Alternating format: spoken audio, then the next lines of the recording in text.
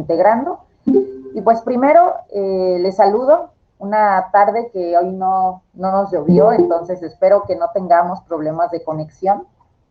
Pues segundo, darles las gracias de que se hayan permitido y que nos hayan permitido a nosotros llegar con ustedes en este momento que es importantísimo para nosotros hablar de protocolos, pero también de explicar en qué han consistido todas nuestras prácticas a lo largo de esta pandemia desde que iniciamos. Es decir, que este trabajo, como lo comentaba Moru, el Comité de Salud, junto con todo el personal que es de la institución Santa Fe, que conforme la Universidad Santa Fe, perdón, hemos estado capacitándonos desde el mes de julio del año pasado. Entonces, la pandemia comienza un 17 de marzo. No sabíamos, no teníamos mucha información, no sabíamos exactamente qué iba a suceder. Y sin embargo, bueno, pues estuvimos revisando tanto las capacitaciones a nivel nacional como aquellos cursos que estaban a nivel internacional, y uno de ellos que nos proporcionó muchísimas herramientas a la universidad fueron las conferencias dadas por el doctor Ramón de la Escuela de Harvard. Y entonces es así como fuimos obteniendo materiales que científicamente están comprobados y que no eran solamente teorías.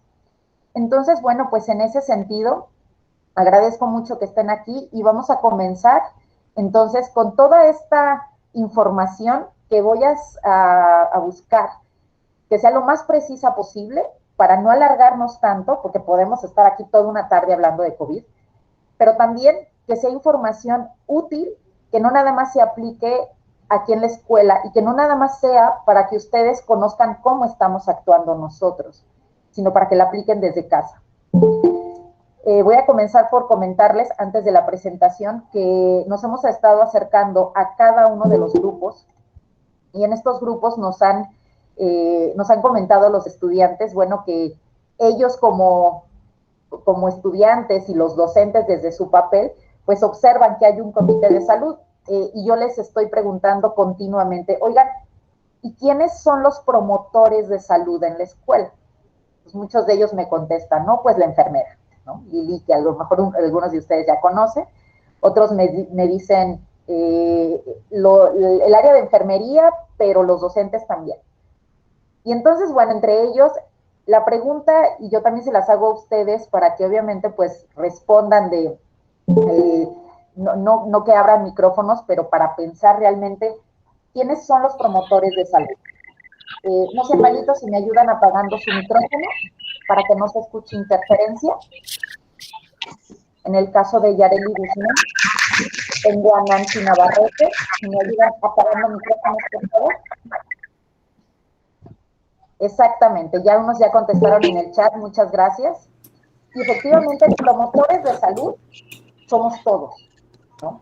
Somos todos porque promoción, que viene del verbo de promover, esta proactividad, este hacer por los demás, tiene que ver con que no nada más la enfermera o no nada más una persona se va a encargar del cuidado de los demás, sino que también va a ser la acción y la responsabilidad y la actitud de cada uno que va a tomar ante los filtros, ante los protocolos y ante el cuidado de otras personas.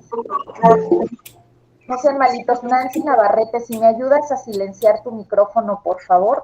Yo ya le puse aquí silenciar a todos, pero no me da el silenciar. Bueno, de todos modos, si me ayudan con eso, por favor, gracias. Ok, bien. Siguen entrando, siguen ingresando, entonces, bueno, voy a compartir pantalla y vamos a empezar entonces con ¿a quién le toca ser promotor de la salud y por qué? Entonces, bueno, pues aquí vamos a empezar, y si alguien me puede decir abriendo su micrófono, Moru, por favor, nada más si me dice si ya se ve la pantalla. Sí, Moni, ya se ve la pantalla. Ok, muchas gracias. Bueno, pues comenzamos con, hablemos de protocolos de salud ante COVID-19, y abajo dice, la escuela comienza en casa. ¿Y por qué la escuela comienza en casa? Porque todo lo que se hace en la escuela de hábitos, de conductas, de actitudes, de formas de pensar y formas de creer ante una emergencia sanitaria como lo es esta pandemia, viene desde casa.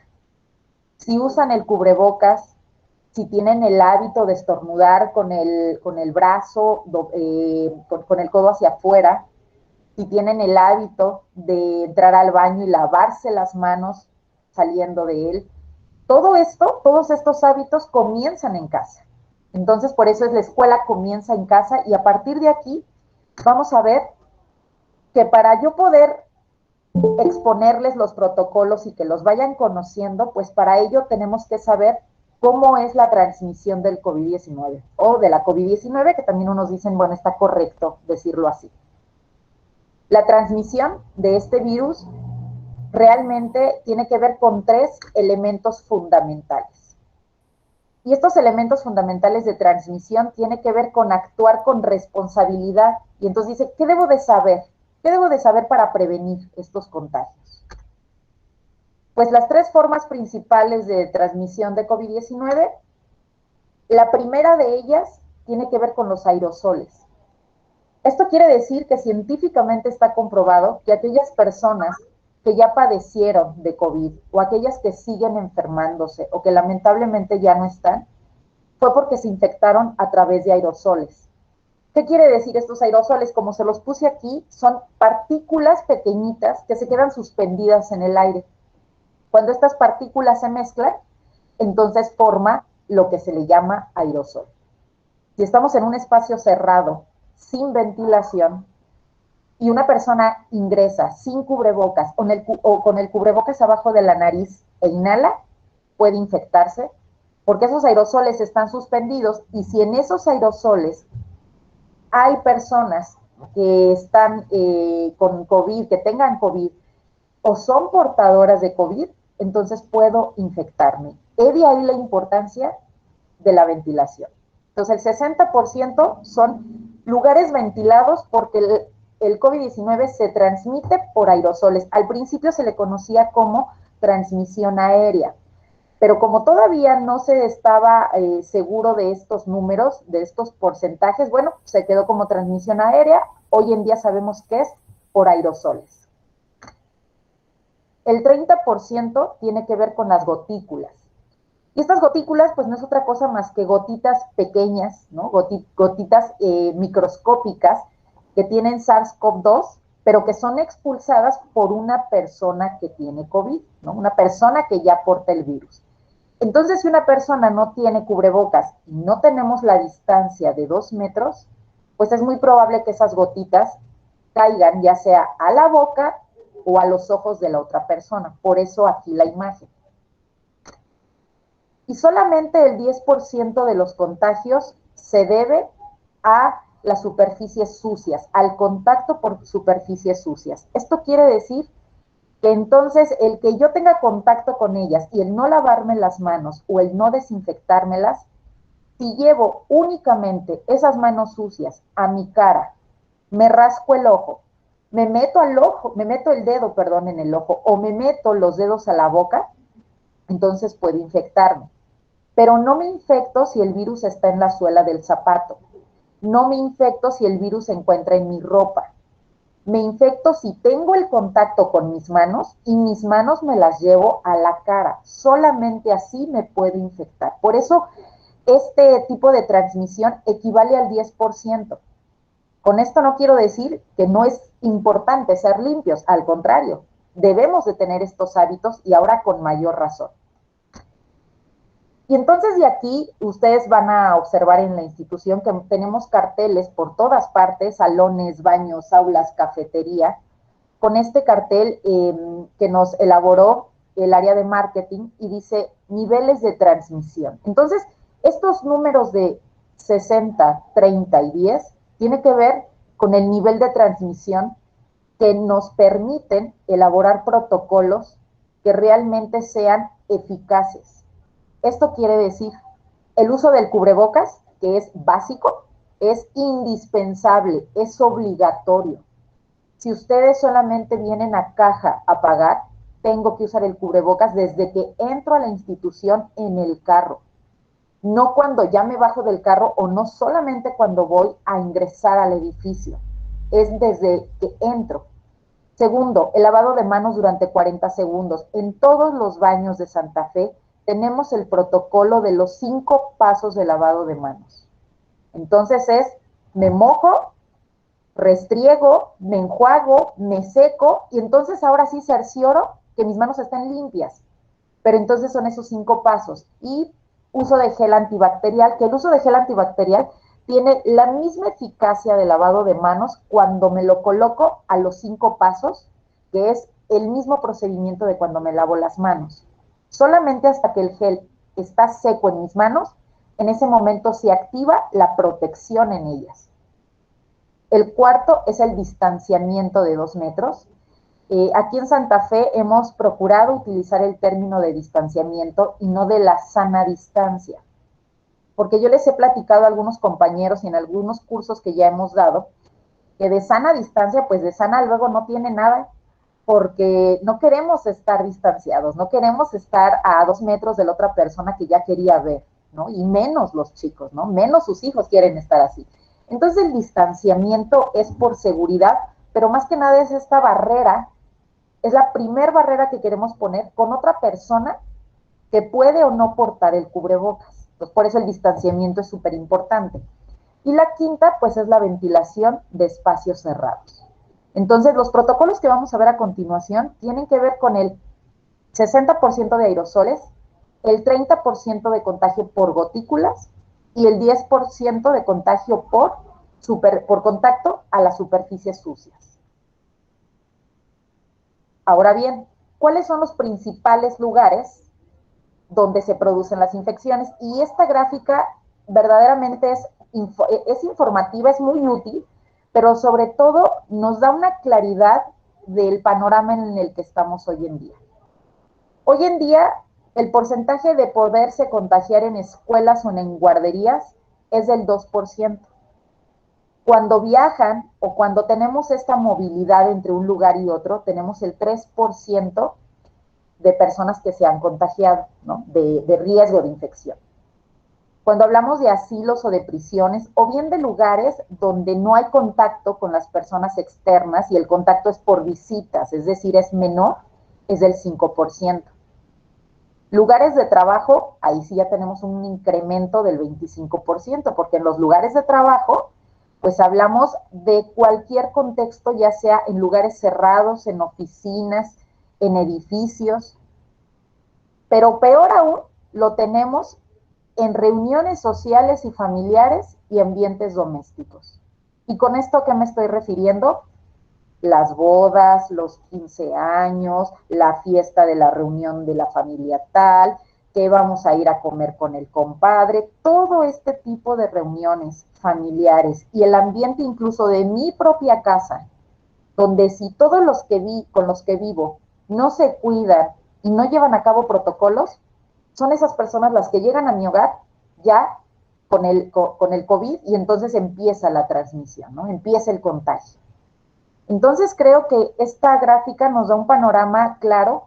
No quiere decir que en las escuelas no va a haber contagios, pero sí quiere decir que en una escuela, en una institución, hay protocolos que si estos protocolos se siguen por toda la comunidad educativa, la transmisión disminuye a un porcentaje sumamente acelerado. ¿Por qué? Porque estamos controlados, estamos supervisando, estamos monitoreando.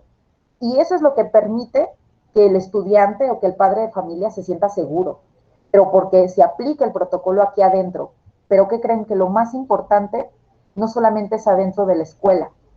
La escuela, como ahorita lo estamos haciendo, tenemos la obligación de darles información válida y confiable, de fuentes científicas, no de una revista, no de un artículo de divulgación. Entonces, como les estamos dando información científica, información válida y confiable, pues entonces esta información debe de reproducirse, debe de ir de boca en boca. Por eso es que lo importante de este tipo de charlas es afuera. Ajá. Es que ustedes las lleven a sus familiares, a sus amigos y a sus conocidos y que practiquen el protocolo cuando se van de la escuela o cuando vienen apenas para acá. Ahora bien, ya una vez que sabemos los niveles de transmisión, ¿cómo detectamos que una persona pueda o no tener COVID-19? Los síntomas hoy en día pues ya son más comunes, ¿no? Es más común que conozcamos estos síntomas, no que los síntomas sean comunes, sino ya podemos muy fácilmente decir, bueno, es que síntomas comunes, tos, dolor de garganta, dolor de cabeza. Bueno, pues estos síntomas deben de presentarse entre el día 5 y el día 15. Es decir, después de exponerse al virus, al día 5 al día 15 es cuando empiezan a tener síntomas, pero sobre todo a ser evidentes ante los demás, ¿no? Empiezan a ser visibles. Por eso es que cuando ustedes se aplican una prueba y tienen contacto con alguien que ya dio positivo o que tienen la sospecha, de nada va a servir que yo me haga la prueba al día siguiente, porque va a salir muy probablemente negativa. ¿Por qué? Porque el virus apenas se está incubando. Por eso les pedimos o les piden en otros lugares que la prueba se la realicen después de 5 días. Perdón. Y bueno, los síntomas más comunes con este porcentaje, ahora sí ya sabemos que el tos es en el 86% de los casos, fiebre o escalofríos al 85%, dificultad para respirar el 80%, diarrea el 27% y las náuseas el 24%. Sin embargo, aquí dice que hay síntomas más severos, ¿no? Como la pérdida del olfato, el dolor de garganta, el dolor muscular o abdominal, ¿no? Que también se vuelve común cuando ya hablamos de síntomas más severos. Ahora bien, ¿cuáles son los métodos de detección? ¿Cómo detecto que una persona se encuentra sana? Y entonces aquí tenemos diferentes mecanismos y diferentes técnicas. Uno tiene que ver con el nivel de temperatura, ¿no? Y entonces medimos la temperatura, lo hacemos en un filtro de ingreso. En pilotaje incluso medíamos el nivel de oxigenación en sangre con un oxímetro. Hoy en día el oxímetro ya debe, ¿no?, de estar aquí debe de estar en el kit personal, ¿no?, en el botiquín del hogar, así como el termómetro por los niveles de oxigenación en sangre. Y muchos se preguntarán, bueno, ¿y por qué ahora no miden la oximetría?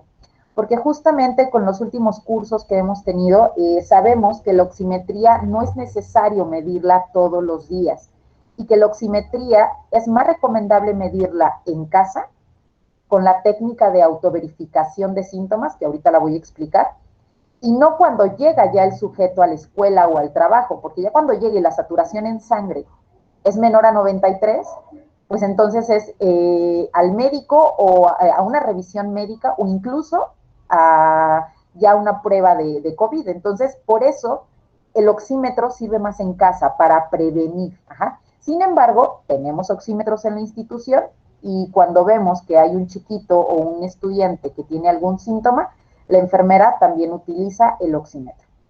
Y bueno, otro mecanismo que sabemos que es la prueba de COVID, ¿no? La prueba de sangre o la prueba PCR. Pero aquí importante, ¿qué es esto de la oxigenación en sangre?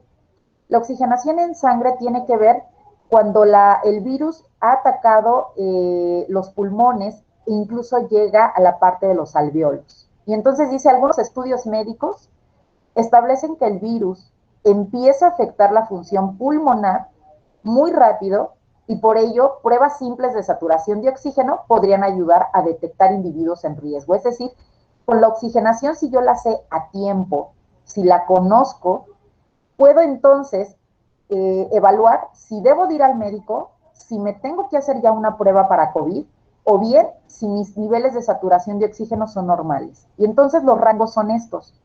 Del 95% en adelante es normal.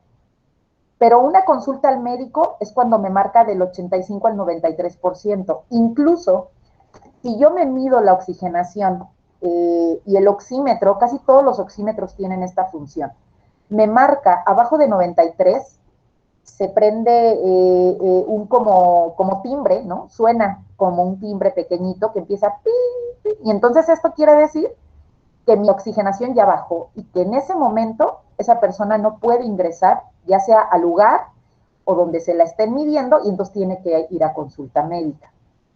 Y donde ya definitivamente les recomendamos que se hagan una prueba es porque su oxigenación ya bajó a menos de 85%. Para medirme la oxigenación, muchos dicen, es que el oxímetro no sirve, es que no me la saben medir o no marca. Bueno, ¿qué se recomienda? Se recomienda que no tengamos esmalte en las uñas o este gel o acrílico de uñas postizas, que sea el dedo índice y que esté sentado y haga 3 respiraciones profundas. Si llega una persona muy agitada y le miden la oxigenación, no la va a marcar. Entonces, estos son algunos motivos de por qué luego no la miden adecuadamente. Entonces, de preferencia es sentado, 3 respiraciones profundas y el dedo índice. Y bueno, la temperatura, que ya sabemos que esto es más común, ¿no? Arriba de 37.5, pues obviamente ya se considera una fiebre leve, ¿no? Y entonces, obviamente esto nos permite decir que el alumno no ingrese a la institución y que se regrese a casa para atención médica. Otra forma de detectar si esa persona puede tener o no COVID-19 es la frecuencia respiratoria.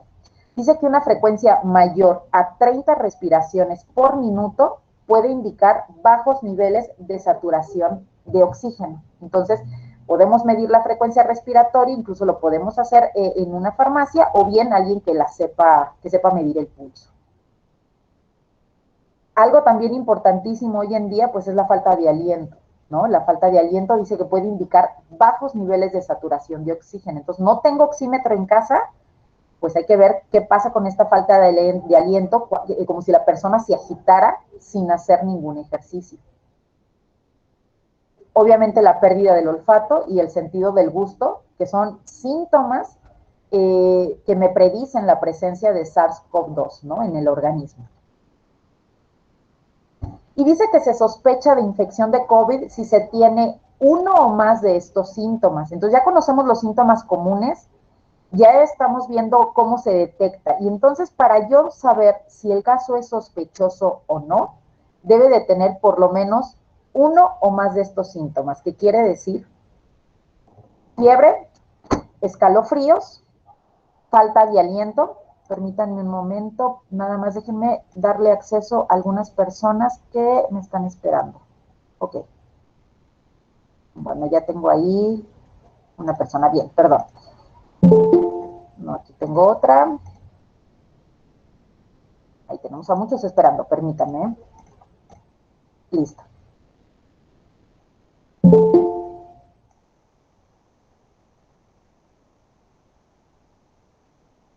Ok, bueno.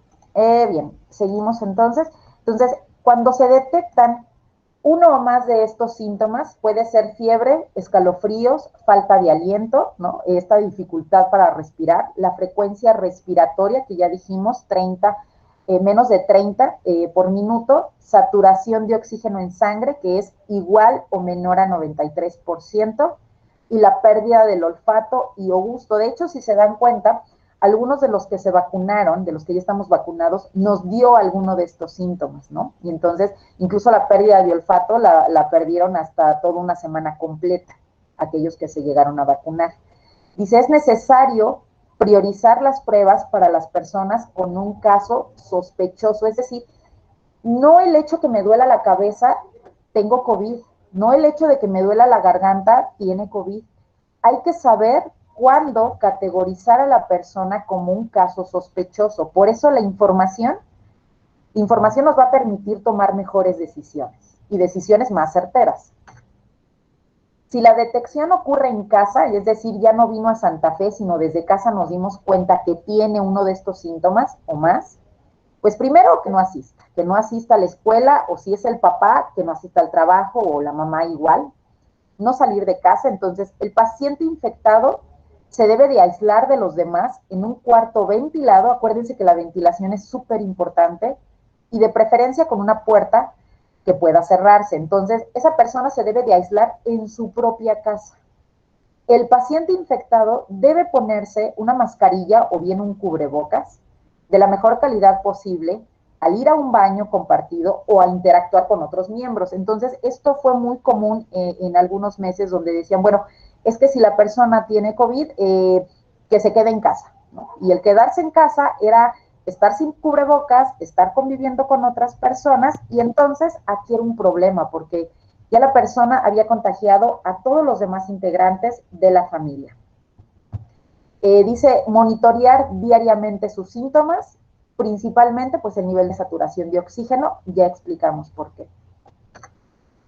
Ahora bien, vamos a entrar entonces ya a la parte de protocolos para prevenir y atender contagios por COVID-19. La palabra prevención, la verdad es la palabra que ahorita más nos interesa, porque ya estamos en un nivel híbrido, porque ya tenemos estudiantes y personal en la institución. Entonces, ¿qué mejor que prevenir que atender, ¿no? Y eso no significa que no podamos atender o que no sepamos qué vamos a hacer. Pero prevención ahorita es lo que debemos de tener en la cabeza todos y todas para saber cómo actuar y no esperar a que llegue una persona con el contagio. El primer método de prevención es la autodeclaración de síntomas. ¿Y qué es esto de la autodeclaración de síntomas? Que fue lo que les comenté hace un momento, ¿no?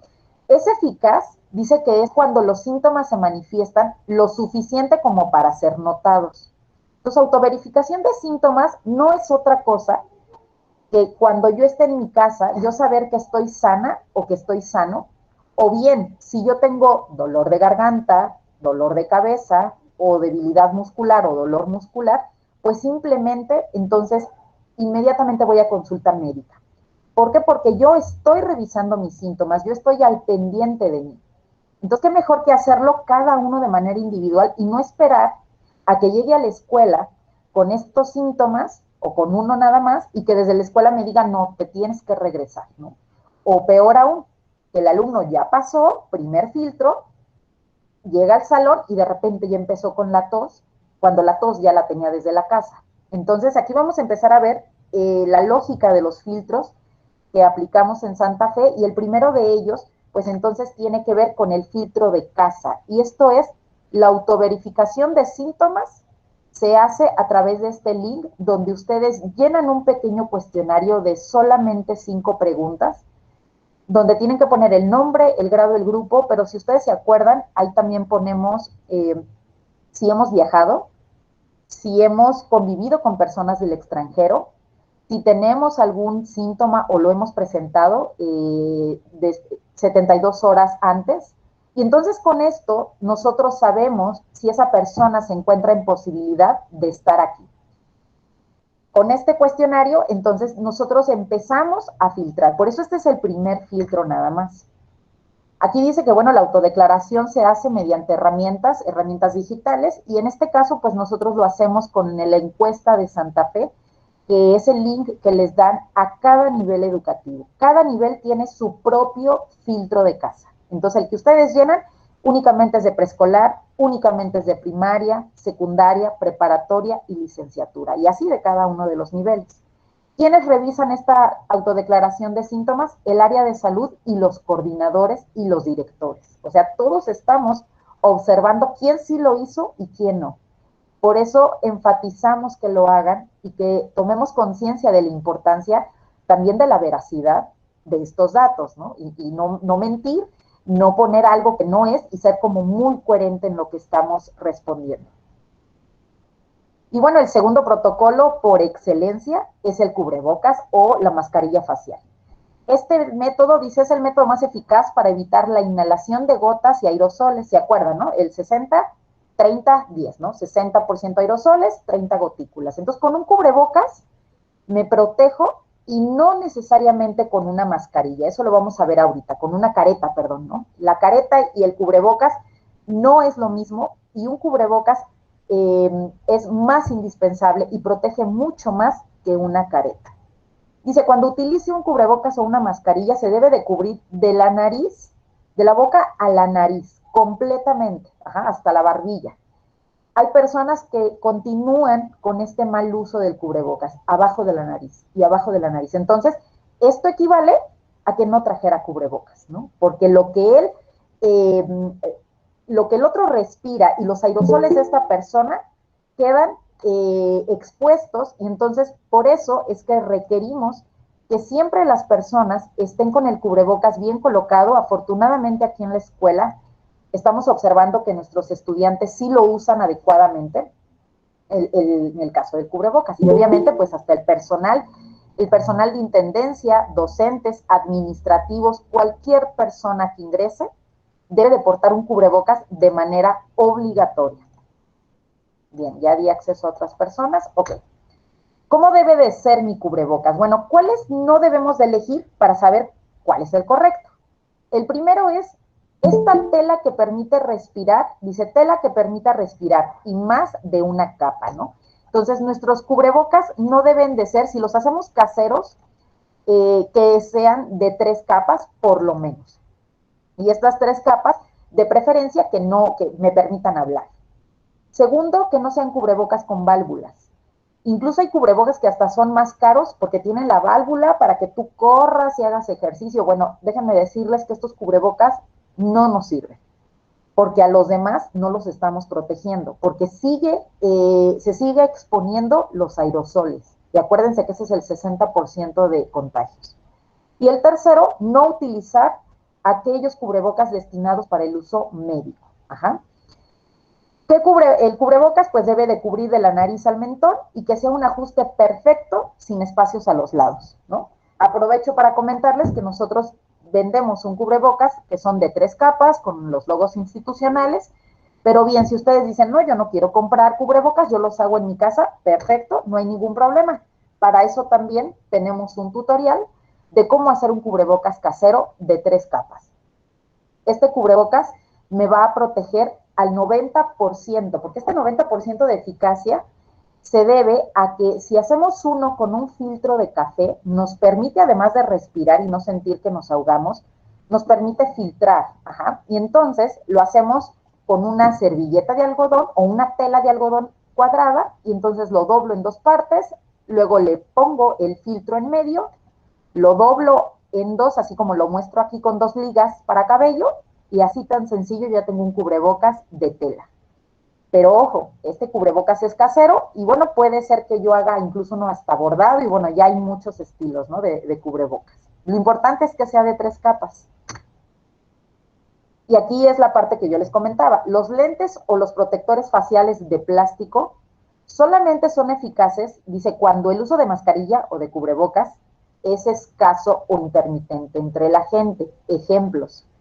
Si yo voy a la Ciudad de México y por ahí ando en el Zócalo o en el metro o aquí en el centro de la ciudad o me voy a Irapuato o a León y no confío y sé que la gente no va a estar con cubrebocas porque sabemos que ahorita afuera hay mucha gente que ya no lo usa, bueno, pues entonces si me hace sentir más seguro, uso el cubrebocas y uso unos lentes, uso unos anteojos. Los que usan anteojos la tienen excelente, pero puedo usar la careta, ajá, encima del cubrebocas. Es decir, la careta no sustituye el cubrebocas. Eso es importantísimo, porque hay gente que dice, bueno, pero yo ya traigo la careta. No, pero pues imagínense, con lo que ya sabemos de aerosoles, los aerosoles ahí van a seguir exponiéndose. Entonces, es con el cubrebocas. Bueno, si ven que de repente hago esto es porque estoy permitiendo el ingreso a otras personas. Bien.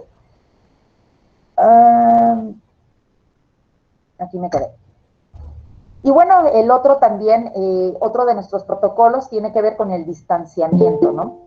Este distanciamiento son 2 metros, pero la pregunta aquí es, ¿y por qué 2 metros, no? ¿Por qué no menos o por qué no más? Ah, bueno, pues porque estos 2 metros son la razón de que el distanciamiento no puede prevenir el rango máximo de la deposición de la gotita infectada. Entonces, estas gotitas o estas personas que hablan y que incluso luego vemos que salpican, pues en el mejor de los casos lo observamos. Pero como hay gotitas microscópicas, que son las llamadas gotículas, pueden llegar incluso hasta 4 metros. Pero 2 metros es cuando la deposición de estas en la otra persona, si no tiene cubrebocas, pueden exponer a los demás. Por eso es que el distanciamiento nos importa tanto. Y aquí permítanme decirles pues este comentario que creo que nos va a servir muchísimo a todos. Lo que hemos observado en Santa Fe es que el distanciamiento es lo que más les cuesta trabajo a los chicos. Estamos desde la mañana, desde estos 10 minutos de la desinfección del aula, que salen cada 50 minutos, en el momento de receso. Permítanme tantito porque me dicen que me está dando el rayo de sol en mi cara para que puedan observar. Okay.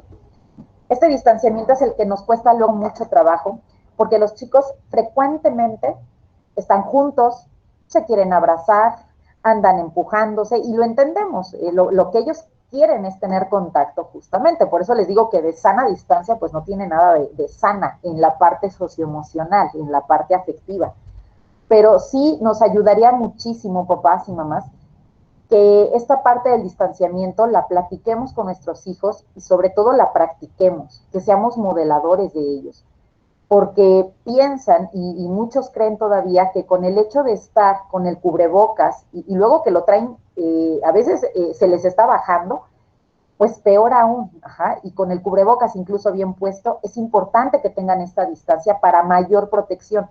Esto de los protocolos tiene que ver con capas de protección que voy colocando, ajá, de manera figurada, en el sentido de que si hay aerosoles, si hay gotículas en el ambiente, si las personas no se desinfectan las manos, pues entre más capas de protección yo, Mónica, las practique y yo las ponga en práctica en mi día a día, pues con mayor razón voy a permitir que no nada más yo esté en la escuela, sino que yo me sienta segura. Ajá. Y es exactamente lo mismo que pasa con los estudiantes, nada más que en ellos, aquí en la escuela todavía no tienen conciencia al 100%, no digo que todos, pero sí nos falta todavía trabajar muchísimo en esta parte del distanciamiento. Entonces, mucho nos ayudaría que ustedes platiquen, sobre todo con los alumnos de secundaria, que es con los que tenemos ahorita mayor conflicto en el distanciamiento. Aclaro que es en esa parte. Y bueno, algo que ayuda, pues, es la señalización. La señalización nosotros la hemos colocado en las aulas. Ahorita yo les coloco un ejemplo diferente, donde en lugares públicos, como en el banco, en los aeropuertos, en las centrales de autobuses, nos marcan, ¿no? Y nos señalan dónde debemos de estar parados, porque pues esto aumenta la efectividad de este 30%, ¿no? Lo que les decía de las gotículas, que saltan hasta 2 metros. Entonces, si yo obedezco la señalización, pues con mayor razón. Ok, permítanme tantito. Ok, bien. Después tenemos de la señalización, pues aquí ya tenemos, les presento algunos protocolos que ya tenemos con respecto a lo que hemos hecho desde el pilotaje, ¿no? Algunos van a observar que están como muy frecuentes en algunas aulas, otros están en los edificios y se empiezan a administrar de alguna manera de acuerdo a cuáles son las aulas que se habilitan y cuál es el aforo de cada una de ellas. Entonces, bueno, el primero es mantenga la distancia. Esta que todo el tiempo vamos a estar con el 60-30-10, 60-30-10, y ojalá que esto se lo aprendan y lo entiendan para que a través de estos carteles y de esta información que están obteniendo, pues ustedes sepan cómo cuidarse, a qué lugares asistir, a qué lugares evito ahorita el acercamiento o evito el estar visitando, ¿no? No es lo mismo estar en un restaurante al aire libre y que sé que su aforo es limitado y hay distanciamiento entre los comensales, a que yo vaya a un lugar como el que les voy a presentar ahorita. Ya entramos a la parte de los protocolos en lugares cerrados, y entonces son lugares donde están con cubrebocas, es más, hasta con lentes, con protector facial, hay protectores aquí de acrílico, y puede que haya distanciamiento entre una mesa y otra, pero fíjense, aquí hay una persona ya sin cubrebocas. Aquí esta persona que está comiendo, no sabemos si tiene o no el cubrebocas porque está de espaldas. ¿A qué voy con este ejemplo y con esta fotografía?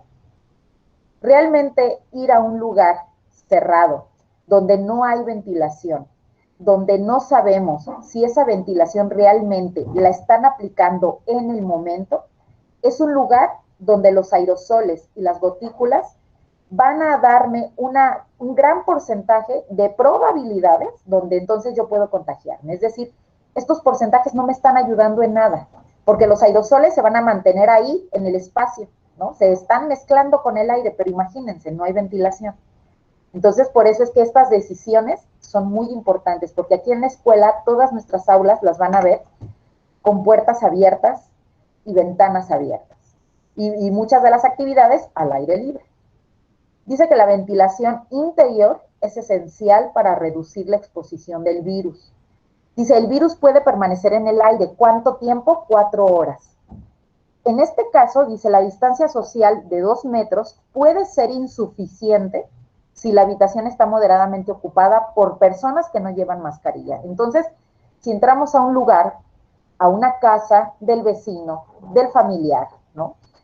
Y sabemos que hay otras personas y no sabemos exactamente si se están cuidando o no, pues un lugar cerrado, a una distancia quizás de 2 metros, pero que no usan cubrebocas, claro que hay mayor exposición al virus.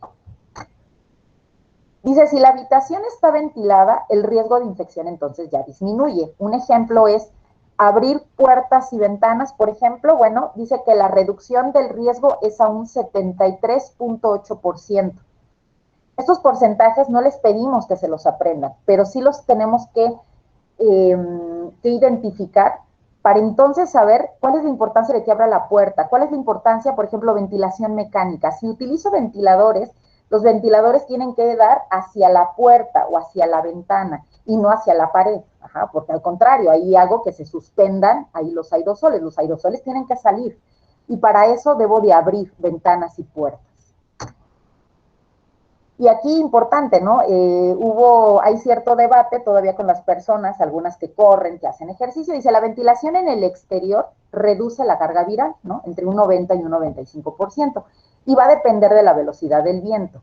Sin embargo, las personas que corren, que salen a caminar y que lo hacen sin cubrebocas, haya viento o no haya viento, si esa persona pasa cerca de mí a 3 metros o menos y yo no uso el cubrebocas, o como la chica, ¿no? Que toma aire y se lo baja y pasa por ahí el chico u otras personas, los aerosoles van quedando y esos aerosoles probablemente de aquí a que pasó la persona, si va caminando y va con la boca abierta o estornuda o tose o simplemente va corriendo y la mayoría de los que corren no lo hacen adecuadamente porque no cierran la boca, en ese momento sus aerosoles pueden llegar a mí y entonces yo me puedo contagiar. Es de ahí la importancia que si salgo a correr me pongo cubrebocas.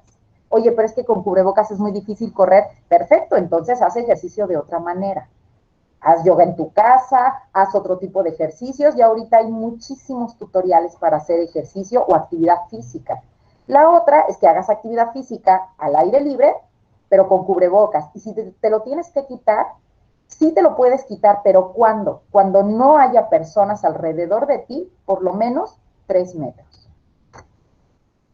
Ahora bien, pues ya casi estamos llegando al final y entonces todo lo que viene a continuación es solamente aquello que disminuye entre el 10 y el 15% de las infecciones. Entonces, ¿se acuerdan del 60-30-10? Bueno, pues el 10% es por tener contacto con superficies sucias. Dice que el lavado de manos es esencial, ¿no? Y que elimina el 99% del virus en menos de 1 minuto. El gel tiene la misma función. Entonces, cuando no me pueda lavar las manos, utilizo el gel y el gel, entonces, la técnica es exactamente igual que en el lavado de manos. Me lo restriego entre los dedos, la muñeca, el dedo y entonces, hasta que se seque, hasta ese momento ya estoy protegida. ¿Cuáles han sido nuestros protocolos que hemos diseñado desde el área de marketing y que lo hacemos con toda la intención de que para los niños de preescolar, primaria baja, primaria alta y secundaria, pongan atención y sean visibles? El lavado de manos a 5 pasos. Moja, enjabona, restriega, enjuaga y seca. Permítanme tantito. Ok, bien. Personas que se están integrando. Gracias por integrarse, que luego el trabajo no nos deja. Bien.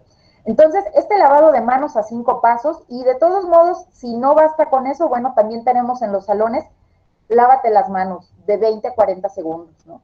Y otra importante, que es la que le hemos estado diciendo a los chiquitos de primaria, si se lavan las manos, no se sequen las manos en la ropa, porque se las vuelven a ensuciar, ¿no? Entonces, con el papel, con la toallita, incluso unos unos alumnos hoy me dijeron de sexto año, oye, ¿y si podemos llevar una toallita, mi toalla propia? Digo, no hay problema, tráete tu toallita y con la toallita te secas, ¿no? Pero de cualquier manera, lo importante es que sí haya limpieza de manos y también que haya limpieza, pues obviamente, de los lugares que son como muy frecuentes o bien superficies que tocamos frecuentemente.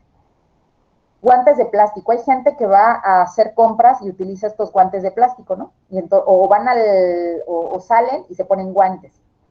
Si yo me pongo guantes, pero no me lavo las manos, no utilizo gel antibacterial, de nada va a servir que yo los use. Si tengo la costumbre de llevarme la mano a la cara, tampoco va a servir de nada. ¿Para quiénes son recomendables los guantes de plástico? Estos guantes son recomendables, dice que pues para las personas que tienen alguna sensibilidad, ¿no? Que son más sensibles de la piel, o bien, aquí no dice, pero también las que tienen constante acceso a dinero, que pueden estar en caja, ¿no? O que simplemente no van a tener la posibilidad de lavarse las manos.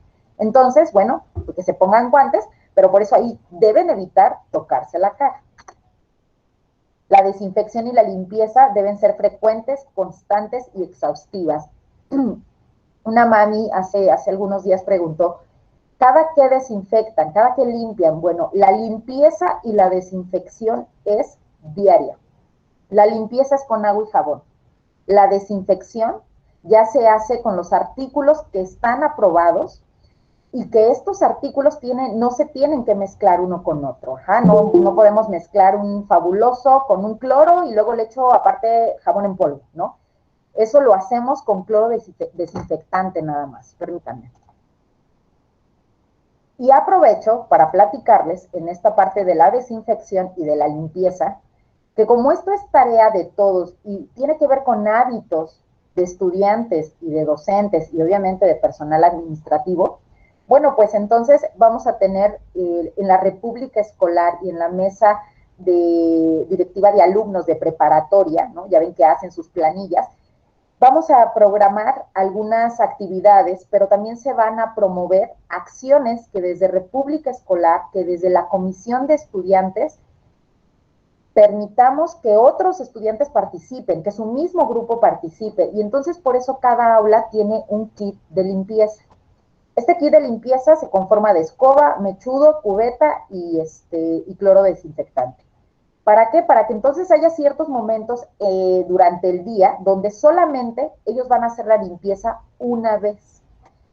¿Qué sigue después de eso? Pues que obviamente el área de mantenimiento es el que se va a encargar de limpiar y desinfectar cuando esa aula ya no sea usada por los estudiantes, cuando ellos ya salgan. Ajá. Y entonces se vuelva a usar al otro día. ¿Cuánto tiempo dura el virus en superficies, en diferentes tipos de superficies? Tenemos cobre, tenemos cartón, tenemos las manos, ¿no? Por ejemplo, en las manos el virus, entre 20 y 30 grados centígrados, dura de 1 hasta 4 horas. Por eso es importante la limpieza de manos. En el cobre dura 4 horas. En el plástico liso dura 72 horas. Por eso es que se reduce el uso de bolsas de plástico, por ejemplo. En el cartón dura 24 horas y así, ¿no? Diferentes ejemplos. Y entonces, nuestros protocolos en Santa Fe tienen que ver con ventilación por los aerosoles que se mezclan en el aire, las gotículas que podemos prevenirlo a través del uso del cubrebocas, de no hablar de frente del otro, de no tener interacción sin el cubrebocas. Y el tercero, pues es las manos limpias para aquellas superficies sucias, que no tengamos contacto con ellas y que si nos tocamos la carita, bueno, pues ya tenemos las manos limpias. Pero ¿qué pasa si viajo? ¿No? Y esto es importante que se los diga. Aquellos padres de familia que consideren viajar en época decembrinas, en un fin de semana, es importantísimo que consideremos que vamos a correr algún riesgo. Entonces, el protocolo que se aplica es que se hagan la prueba a partir del tercer día o hasta el quinto día, pero que en casa se resguarden en una cuarentena de 7 días. Dice, si no se hace la prueba, quédese en casa, 10 días. Por eso es que el protocolo, cuando decimos que son 14 días, si viajas, llegando del viaje, son 14 días, porque realmente si se aplican o no la prueba, el tiempo de incubación y de que aparezcan los síntomas, recordemos que es del quinto al 14º día. Si ustedes se hacen la prueba, al 10º día, ustedes ya pueden acudir a Santa Fe con una prueba negativo y así ya garantizamos que ustedes vienen sanos y que no van a contagiar a nadie más. Por eso es que se consideran los 14 días. También, casos particulares, no es lo mismo viajar en avión con todos los protocolos, con toda la seguridad, y si voy yo solo o nada más va mi familia y nos quedamos en un lugar nada más nosotros, a que si me hablan de un viaje familiar, que van todos en la camioneta y que van con la familia fulana de tal. Entonces, no es lo mismo las condiciones de un viaje a otro.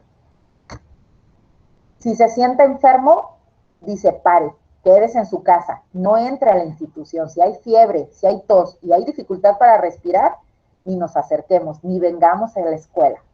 Todas estas son capas de prevención. Solamente hablo de prevención. Atención en casos sospechosos o positivos. Tenemos nuestro primer protocolo que es, ¿qué es un caso sospechoso? Un caso sospechoso no es aquel caso que nada más tiene fiebre o que tiene solamente el dolor de cabeza. Fíjense bien, dice aquí que debe de tener al menos 2 de estos síntomas, es decir, tos, fiebre o dolor, y que por lo menos hayan pasado 7 días. Pero además debe de ir acompañados al menos de dificultad para respirar, dolor en articulaciones, dolor muscular, secreción nasal, dolor faríngeo o dolor de garganta, conjuntivitis o dolor torácico. Entonces, así puedo considerar que sí es un caso sospechoso de COVID. ¿Qué es otro caso sospechoso? Cuando se tuvo contacto con alguien que dio positivo. Pero entonces aquí debo de diferenciar quién se pone en aislamiento y quién se pone en cuarentena. No es lo mismo. La cuarentena aplica para casos solamente sospechosos y el aislamiento es para casos positivos de COVID ya con una prueba.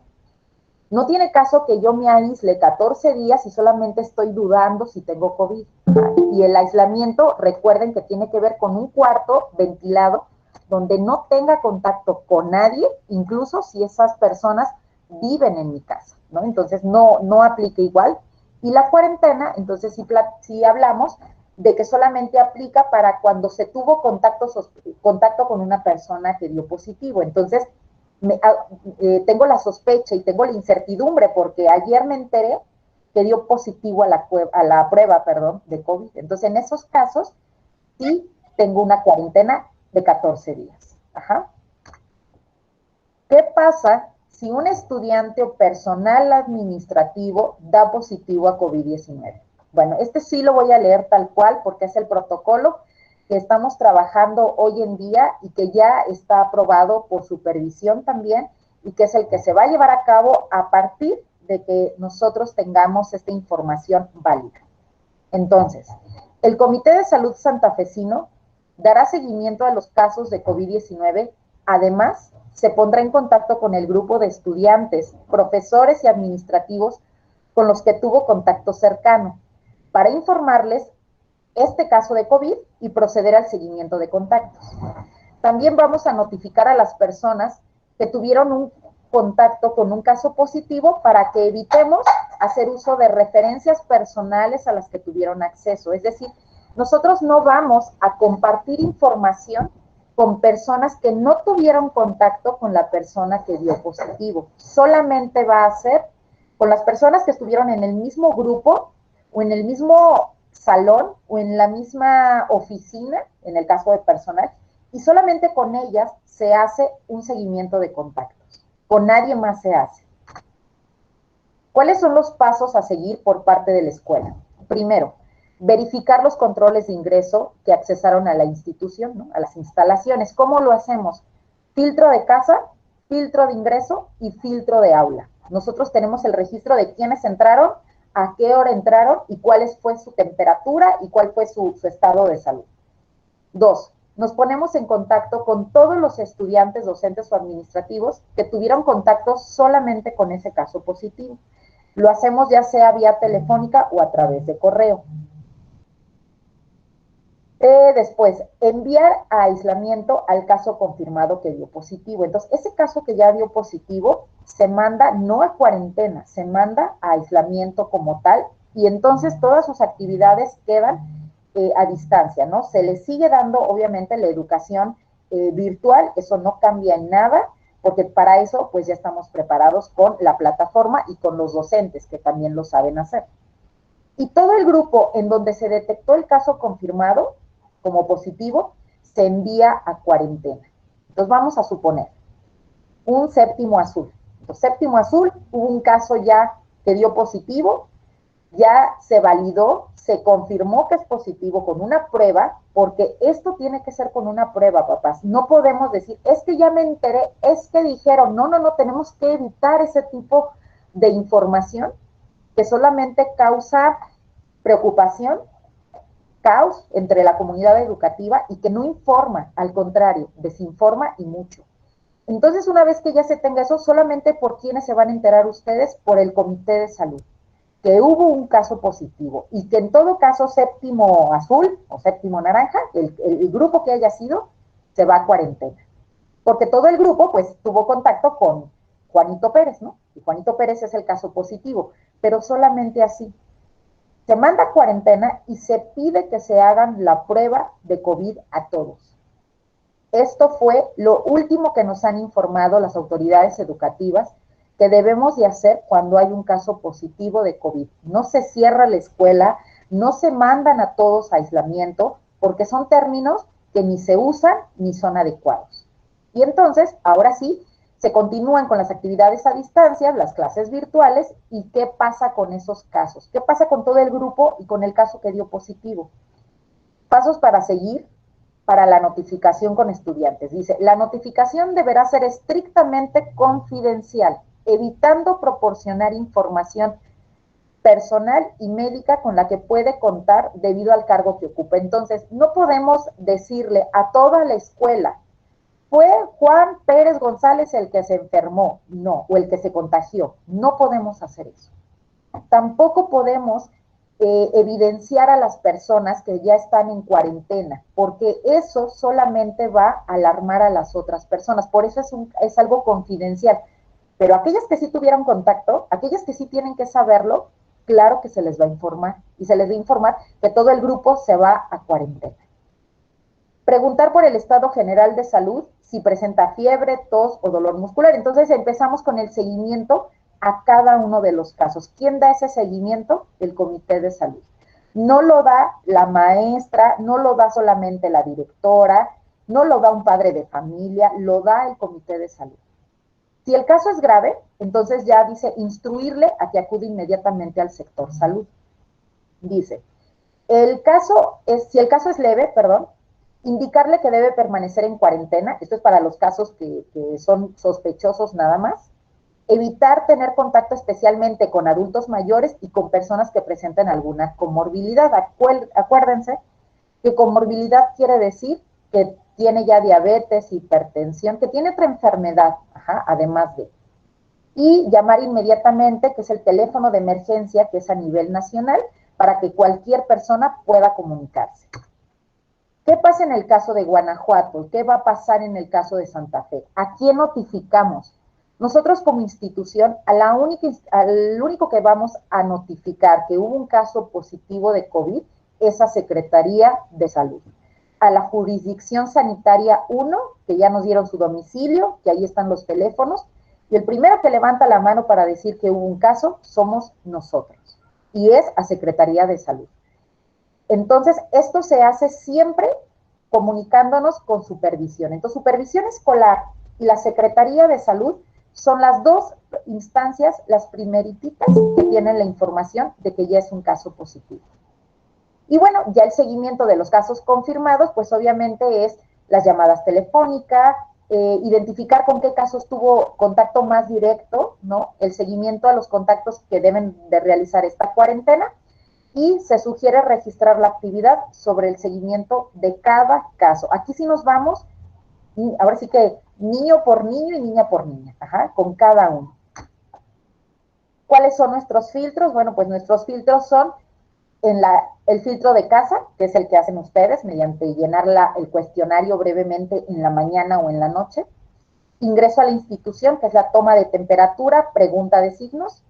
Ingreso al aula, que tiene que ver con el docente que pasa lista, todos los docentes que pasan lista, estar observando al grupo y que cualquier incidencia o si observan algún síntoma, inmediatamente van a enfermería, por eso coloco aquí la fotografía, y enfermería da el seguimiento y en todo caso al alumno se le regresa a casa.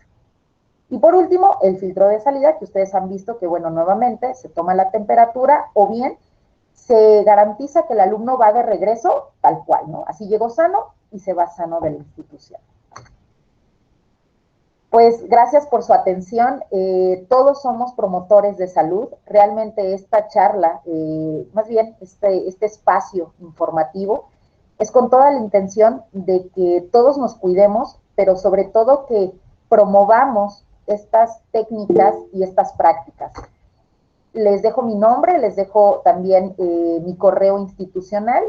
Nosotros, bueno, dirigimos el Comité de Salud Santa Fe y como les comentaron en un principio, déjenme dejar de compartir. Ok, como les comentamos a un principio de la charla, si hay preguntas, si hay comentarios, si hay sugerencias, con todo gusto podemos empezar a anotarlas en el chat y con gusto nosotros vamos a hacer la captura de todas esas preguntas para empezar a dar respuesta y que incluso podamos integrar algunas otras acciones, porque como comunidad educativa y como promotores de salud, creo que algo que nos tiene juntos y que es el común entre nosotros en esta reunión es que todos queremos la seguridad, ¿no? Todos queremos que nuestros alumnos, nuestros estudiantes, nuestros hijos estén sanos. Y por eso es el motivo de esta pequeña, ¿no?, conferencia en donde se dio esta información. Entonces, bueno, pues le dejo el micrófono ahora sí a Moru. Muchísimas gracias, papás, por su atención. Gracias, Moni. Te comparto algunas preguntas que creo que vale la pena nos ayudes a responderlas ahorita, por favor. Nos pregunta Leslie Martínez que cuál es el protocolo para el momento de los alimentos. Me parece que es muy pertinente que nos apoyes con esto.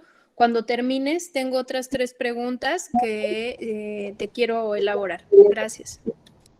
Claro que sí. El protocolo para consumir alimentos tiene que ver primero el distanciamiento que hay entre los alumnos, que incluso se marcaron en algunas bancas que tenemos ya en institución.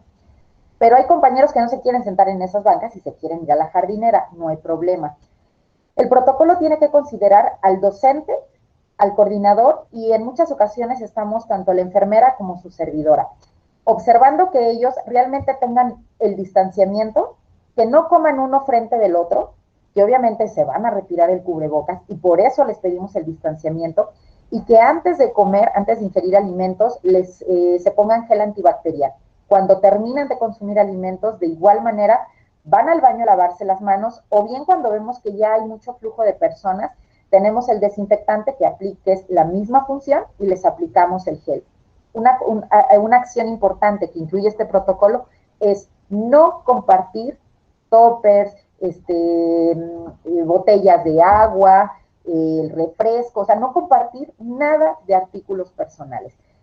Incluso, bueno, déjenme incluso compartirles, porque esto es parte de a lo mejor de algunas preguntas. Bueno, espero que ahí ya se observe. Sí, Moni, ya se ve tu pantalla. Gracias. Miren, tenemos muchos materiales que les vamos a brindar a partir del día de hoy. Y todos estos materiales tienen que ver con los protocolos, que tenemos más de 30 protocolos para cada situación. Y este protocolo de consumo de alimentos, tiene que ver con un filtro de clase. Y entonces aquí tenemos el protocolo que dice consumo de alimentos y aquí tenemos el protocolo. Manos limpias. Al término de la clase, los estudiantes se dirigen a lavarse las manos con agua y jabón. Elijo mi lugar. Cada estudiante podrá sentarse en las bancas donde está colocada la señalética, siéntate aquí. Repito, no todas las bancas, no todos los chicos se quieren sentar en estas bancas. Cuido mi distanciamiento y no comparto mis alimentos y al término limpio mi lugar donde los consumí y me vuelvo a lavar las manos. También comparto lo siguiente, tenemos ya los protocolos de cafetería. No me voy a adentrar tanto al tema porque el tema es bastante amplio, pero ya también tenemos los protocolos que aplican para cafetería escolar y aquí tenemos alguno de ellos donde vamos a considerar entonces, ahorita dejo de compartir para no alargarme tanto, pero estos protocolos, el área de marketing ya está por entregarlos. Ajá. Y estos protocolos, por eso es que si algunos han visto ya nuestra cafetería que está abierta, es porque ya consideramos que las personas estén capacitadas, que los protocolos estén dentro y fuera. Ahorita se colocaron con hojas impresas a color, que fueran vistosas para los chicos, y que a cafetería no pueden entrar más de 5 personas a comprar. Si van a consumir en cafetería, no pueden consumir más de 2 personas en cada mesa y por 10 minutos como máximo. Cada mesa ustedes se van a dar cuenta que está a 2 metros de distancia. Puertas abiertas, en vez de ventanas se pusieron mosquiteros para que esté constantemente circulando el viento, ¿no? Circulando estos aerosoles, ¿sale? Espero haber contestado la pregunta. Sí, Moni, muchas gracias. La siguiente pregunta nos la hace Jan Meili, que consulta lo siguiente. Cuando en casa hay una persona con COVID, aunque esté aislado, la alumna o el alumno no debería ir a la escuela. Gracias. Sí, cuando tenemos un caso ya positivo dentro de casa de familiares directos, lo que pedimos es que todos aquellos que viven en casa se consideran contactos sospechosos, ¿no? Que es la definición que vimos. Entonces, la pequeña o el pequeño siguen siendo contactos sospechosos por el simple hecho de vivir donde hay uno positivo. Por ser sospechoso y para seguridad de ella y los demás, entonces consideramos que sea una cuarentena de 14 días y ya hasta que esa persona con COVID empiecen a disminuir los síntomas y que obviamente empiece a sanar, se cuentan 10 días a partir de la recuperación y la alumna o el alumno ya se pueden incorporar. Muy bien, Moni, muchas gracias. Nos pregunta Rocío Gamiño lo siguiente.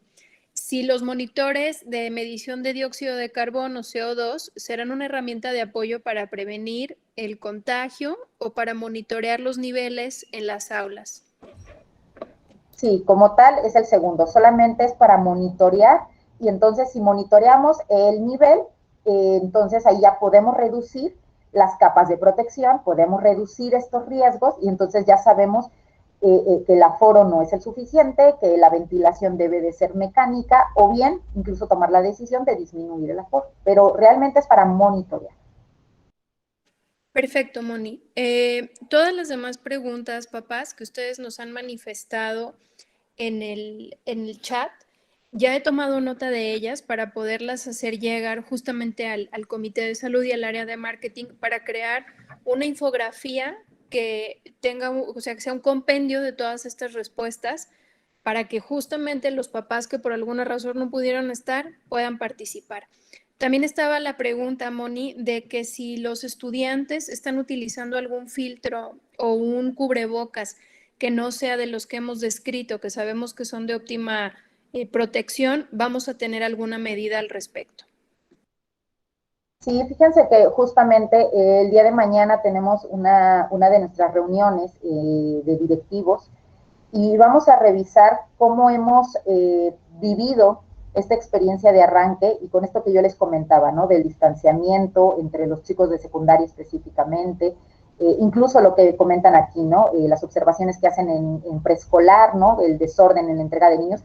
Realmente esto es un aprender todos los días y creo que es tarea de todos y agradezco mucho que hagan este tipo de preguntas porque eso nos permite saber qué acciones vamos a llevar a cabo para que vivan una consecuencia en el caso de los estudiantes, por ejemplo, que de manera, pues, digamos, distraída, quiero decir, para que se escuche no tan agresiva, se bajan el cubrebocas o de repente se les hizo fácil y se lo quitaron. ¿Qué medidas vamos a adoptar para que ellos entiendan y comprendan que esas prácticas ya no pueden ser? O sea, no son negociables, ya no podemos negociar. Podemos negociar la hora de entrada, podemos negociar que venga un día sí, un día no, como lo estamos haciendo, pero negociar que ellos no respeten el distanciamiento, que no traigan el cubrebocas adecuado de 3 capas y que no se traigan el de válvula, eso no es negociable. Y entonces, ahorita lo que estamos haciendo esta primera semana fue una charla, estoy entrando a cada grupo, a lo mejor por ahí sus hijos ya les han comentado, ahorita estamos con quinto y sexto, con secundaria, todavía me falta séptimo y noveno y octavo, séptimo azul y octavo naranja, pero estamos entrando, ¿no? Poco a poco estamos entrando a los grupos para darles esta charla de sensibilización primero y después vamos con la segunda etapa, que ya la segunda etapa son las consecuencias si yo no practico de acuerdo a los protocolos de la institución. Gracias, Moni. Tenemos la pregunta de Regina, que nos dice que si hemos considerado dar acceso a la plataforma los días que no van a clase en escuela, los que están en híbrido. Regina, esta es una pregunta que compete a un apartado mucho más académico y pedagógico y didáctico, sin embargo, quiero dar la respuesta. Si nosotros, después de seguir todos los protocolos, nos encontramos en el caso de que alguno de nuestros niños no puede acudir porque en el mejor de los escenarios le dio una gripa simple, porque la verdad es que deseamos que ninguno de nuestros estudiantes transite por un contagio de COVID, claro que van a tener acceso a la plataforma, claro que van a estar con la posibilidad del seguimiento y del acompañamiento. La próxima semana, mañana estarán recibiendo información detallada de cómo vamos a estar trabajando a partir de la siguiente semana. Las 2 primeras semanas les compartimos a través de comunicados y de información que se fue bajando por parte de los niveles, que eran 2 semanas de prevención en temas de que los chicos volvieran a adaptarse a la convivencia, a la parte social, que respetaran los protocolos de salud, que es la parte más importante antes de entrar a un apartado académico, pedagógico, a decir, chavos, hay que ponernos al corriente con todo lo que traemos. ¿Por qué? Porque sin salud no podemos lograr lo otro. Entonces, estas 2 semanas han sido semanas para no solo sensibilizar, como bien lo dice Moni, sino para que nosotros podamos diagnosticar cómo están los muchachos, los niños, las niñas recibiendo la información, qué tan comprometidos están con su deseo de estar en lo presencial, porque algo que podemos observar es que la mayoría de las niñas y de los niños en casi todos los niveles están siguiendo los protocolos de una manera ordenada y rigurosa, pero tiene una razón de ser. O sea, los muchachos tienen un interés creado, quieren estar en el campus y saben perfecto que si ellos infringen la regla de retirarse el cubrebocas, van a tener que regresar a casa.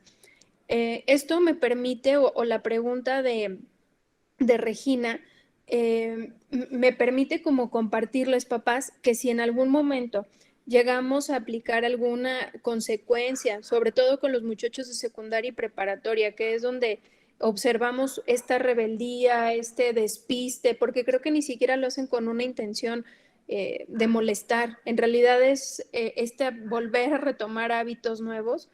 Los chicos tendrán que permanecer 1 o 2 días fuera de la parte presencial.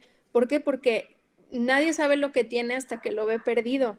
Y es una consecuencia muy dura o muy, muy rígida, pero la vida nos ha demostrado con el COVID que así es.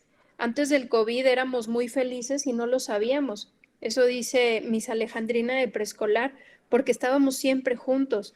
Y durante todo este año y medio que hemos estado separados, los muchachos han aprendido a valorar la cercanía. Entonces, creo que sí es muy importante. Y, Moni, tengo otra pregunta. Nos están mencionando sobre los protocolos de salida. Ya hay un par de mamás que han mencionado que en los protocolos de salida necesitamos reforzar nuestra seguridad y vigilancia.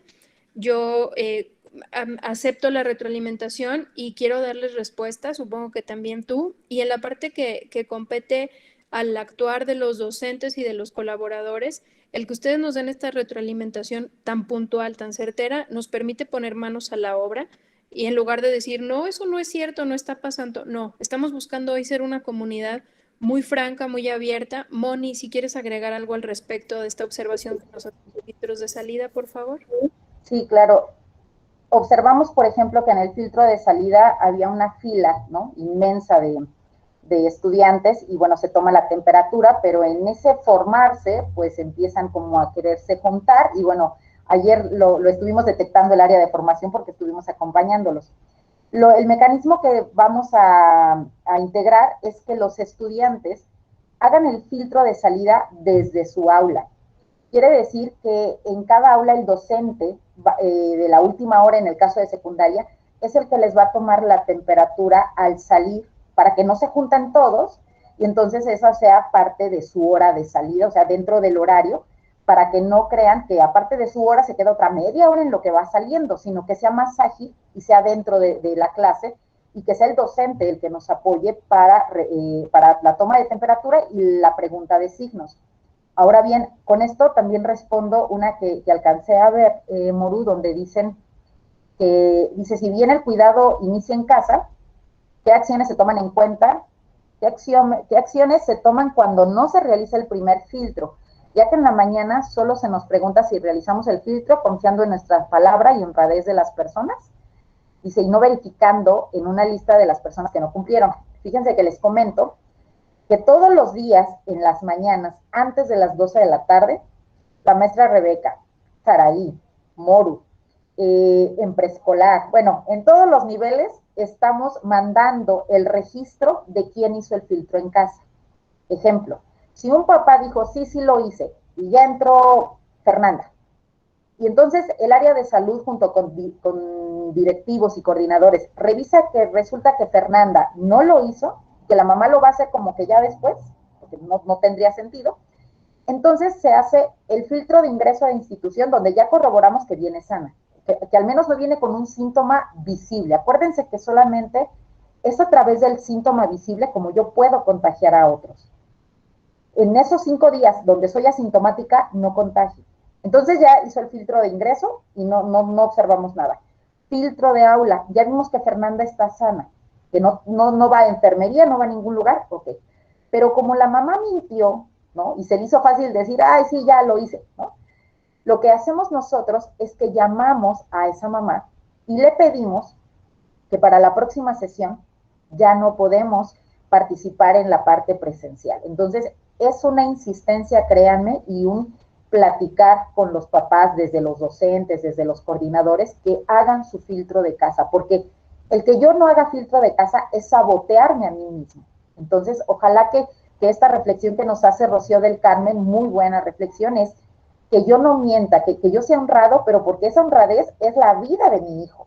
¿No? O sea, no es como la honradez con la escuela, es la vida de mi hijo y por eso tengo que responder tal cual. Entonces, realmente esos 4 filtros nos ayudan a ver si realmente esa personita está ingresando de manera sana. Si Fernanda, que no hizo filtro de casa, en el filtro de ingreso no tenía ningún síntoma, pero en el salón ya empezó a toser, y yo identifico que no hizo filtro de casa, esa alumna inmediatamente se retira de la institución. Y así es como lo hemos estado haciendo. Afortunadamente, no hemos tenido el caso grave de que una persona no haya hecho filtros y aparte llegó enferma, ¿no? Todas las personitas que se han regresado a casa es porque presentan 1 o 2 síntomas de resfriado, no de COVID, y enfermería es quien avala ese dictamen. Bien, Moni, muchas gracias. Parece ser que las demás observaciones nos van a permitir generar esta infografía y quiero cerrar con una en donde nos preguntaban si las gráficas de contagio que tú estabas presentando eran locales o eran internacionales. No sé si quieras, por favor, compartirnos la fuente.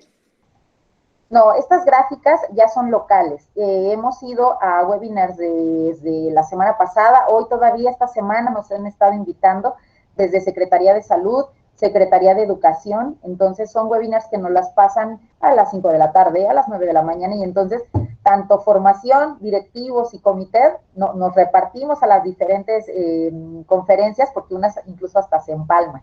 Entonces son datos que hemos recibido de primera mano.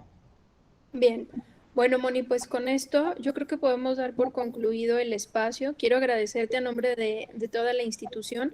Como mamá de la institución, te quiero decir que estoy muy tranquila porque la información que me das no solo me permite cuidar a mis hijos, cuidar a los hijos de todas las familias que no lo hacían, sino llevar esto como a mi familia extensa y esperando que todas las personas que hoy se unieron puedan reproducir eso.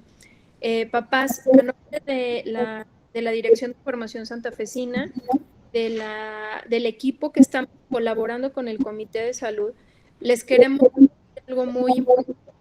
La mejor forma de generar una comunidad sana es que nosotros, como dijo Moni, seamos promotores de salud. Si nosotros ubicamos a papás que hoy no acudieron a esta reunión, que no han revisado los protocolos, que no los han leído, pues que seamos nosotros los primeros en promover eso. Porque al final, si ustedes han elegido que sus pequeños estén en una modalidad virtual, en algún momento los niños tienen o tendrán que salir y no necesariamente a la escuela, les pueden acompañar a la tienda de abarrotes, a una cita médica, a visitar a los abuelos. ¿Por qué? Porque la vida ha seguido. Entonces, el hecho de que nosotros implementemos estos protocolos, seamos partícipes del modelo presencial o virtual, nos ayudan a reducir una tasa de contagio a nivel mundial. O sea, esto es un asunto que compete a todos. Pero es muy importante que si yo como mamá conozco 2 o 3 familias que sé que no estuvieron, pues les voy a decir, oye, ¿qué crees? La información estuvo clara, puntual, las autoridades escolares respondieron, no evadieron ninguna pregunta, chécate el link, revisa los protocolos, hoy hablen con sus hijas y con sus hijos, háganles conciencia de que esto es un asunto que puede llegar a ser hasta un asunto que nos una, que nos fraternice, porque si yo me cuido, cuido a los otros. Y les quiero compartir una estrategia que estamos utilizando con todos los niños para que ustedes nos puedan ayudar a reforzarla. Es una estrategia basada en el lenguaje de señas. ¿Para qué? Pues para que esto se vuelva un hábito. Entonces empezamos con me cuido y significa que cuando nosotros hacemos esta seña, les pedimos a los chicos que vuelvan a colocar bien cubrebocas. Cuando yo pongo la mano en el corazón, le estoy diciendo al otro, te cuido, porque me importas, porque estoy ocupado de ti. Cuando extiendo mis brazos, como en la foto que Moni nos compartió, es, nos cuidamos. Y al final cerramos este ejercicio juntando nuestras manos de esta manera, diciendo siempre águila. En el caso de los niños de preescolar y primaria ha funcionado muy bien porque les da un sentido de pertenencia, de cuidado y queremos con los chavos de secundaria y preparatoria que esto los haga tomar conciencia del ejercicio colectivo. Entonces, nos acompaña también aquí el doctor Rodrigo Martínez, que no sé si quisieras tú, doctor, dar el cierre y por mi parte sería todo. Agradecerte, Moni, de verdad por la información. Doctor. Hola, gracias, ¿no? Para ya no quitarles mucho tiempo. Buenas tardes a todos. Me da mucho gusto poder saludarlos en este arranque de clases. Y muy breve. El mundo cambió, por tanto, la escuela tiene que cambiar. Y sé que a todos nos está costando trabajo adaptar nuestras rutinas y nuestros hábitos a una nueva realidad. Una realidad que sigue cambiando, que sigue mutando, que no deja de ser compleja, pero con el esfuerzo de todos, como una buena comunidad, vamos a lograr salir adelante. Tenemos que aprender a convivir con esta realidad, con este virus, con esta enfermedad, cuidándonos del uno al otro. El día de hoy, por ejemplo, yo perdí a un buen amigo y un maestro por este virus y yo sé que todos han perdido o conocido este tipo de historias. Depende de nosotros que no seamos parte de la estadística de tener contagios en la institución. De nuestra parte estamos haciendo todo lo necesario y sé que contamos con ustedes porque a todos nos preocupa lo mismo. Todos tenemos la misma misión común. Entonces, padres de familia, muchas gracias por seguir confiando en nosotros. Vamos a hacerlo todas las veces que sean necesarias. Vamos a adaptarnos todas las veces que sean necesarias. Vamos a ser resilientes y vamos a transitar este año todavía, que seguramente todo este año vamos a tener que movernos en varios diferentes modelos, esperando que para el próximo año cada vez sea más cercano a lo que va a ser ya un hábito de una escuela más o menos regular. Entonces, muchas gracias por su comprensión, muchas gracias por su apoyo y como siempre, pues cuenten con la institución como sus mejores aliados para seguir aportando al proyecto de vida de sus hijos que no se puede detener por una enfermedad. Muchísimas gracias a todos y bonita tarde. Gracias, doctor. Papás, mil gracias y recuerden, siempre águilas por nuestros niños. Ha sido un placer tenerles. Hasta pronto. Gracias, hasta luego. Gracias, hasta luego. Gracias. Gracias. Hasta luego. Gracias.